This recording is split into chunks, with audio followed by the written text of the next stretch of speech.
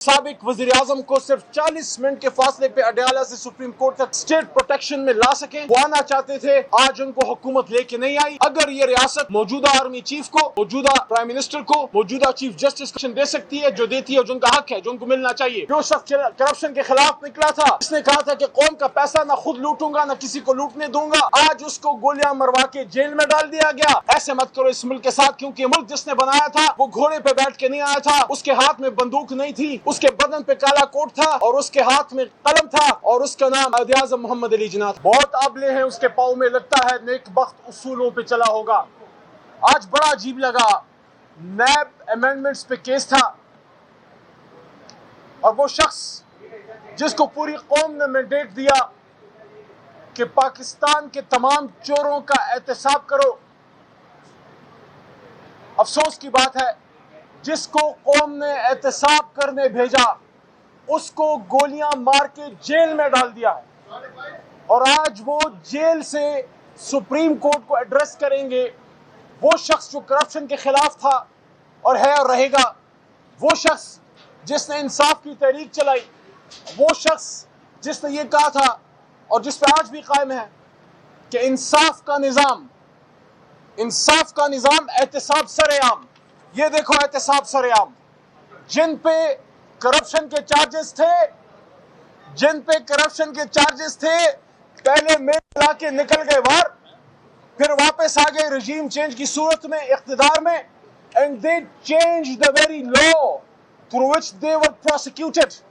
Those people who are accused of loot and plunder, they came into power और वो कलम ही हाथ में पकड़ लिया जिस कलम की लिखाई से उन पे सवाल होता था, और उस कलम से लिख दिया कि आज से आप पे करप्शन के केसेस नहीं है। और जो शख्स करप्शन के खिलाफ निकला था जहाद के लिए, देख लो अडयाला में आज वो वीडियो लिंक से अपनी सुप्रीम कोर्ट से खिताब कर रहा है।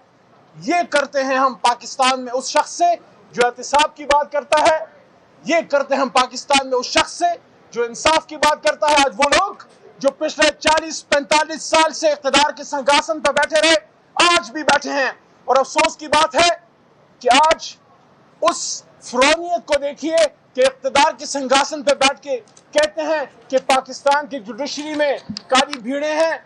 उनको सिर्फ यही कहना चाहते हैं, सुबह सुबह आईने को देख लें, एक काली भीड़ पाकिस्तान की सियासत की तारीख की आपको नजर आ जाएगी। आज इमरान खान साहब को लाइव टेलीकास्ट किया जाना चाहिए था। मैं समझता हूं कि एक मोहतरम जज साहब की इंटरवेंशन के बाद जब उन्होंने कहा कि लाइव टेलीकास्ट होनी चाहिए, उसके बाद लाइव टेलीकास्ट इमरान खान साहब का हक था। बसद एहतराम, तमाम एहतराम मलहूज़ खातिर रखते हुए मोहतरम चीफ जस्टिस साहब, आपने फरमाया कि ये केस नेशनल इंटरेस्ट का नहीं है या अवामी पब्लिक इंटरेस्ट का नहीं है, फिर नैब क्यों खिलाए? नैब का काम है वो पैसा वापस रिकवर करना जो अवाम का है। अगर ये लूट और प्लंडर किसी की जाती जायदाद की है तो फिर पब्लिक इंटरेस्ट का तो केस नहीं है। लेकिन अगर नैब का काम लूट शुदा माल, अवामी माल जो लूटा गया है उसको रिकवर करना है, फिर तो पब्लिक इंटरेस्ट है। फिर तो इमरान खान साहब को लाइव टेलीकास्ट किया जाना चाहिए था। पूरी कौम इंतजार में थी और आज इमरान खान साहब अगर बात करते, कौम उसको सुनती। इमरान खान साहब ही इस वक्त चाहते हैं जो जुडिशरी मजबूत हो। वही उन 6 जजेस और तमाम जुडिशरी के पीछे हमारी तहरीक खड़ी है जो जुडिशरी की आज़ादी के लिए खड़े हैं। तो हम समझते हैं कि इमरान खान साहब को आज लाइव टेलीकास्ट में दिखाया जाना चाहिए था। बल्कि पिछली मुलाकात में मेरे सामने सुप्रीम कोर्ट उनको उस पेशी में सर्व हुआ अलकादर ट्रस्ट में, और खान साहब ने मेरे सामने लाइन लिखी जिस पे उन्होंने बिल्कुल कहा कि मैं अटेंड करना चाहता हूँ कोर्ट को और इन पर्सन करना चाहता हूँ।